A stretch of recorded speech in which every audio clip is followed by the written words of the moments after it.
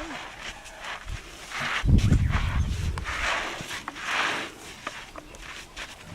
way, that way.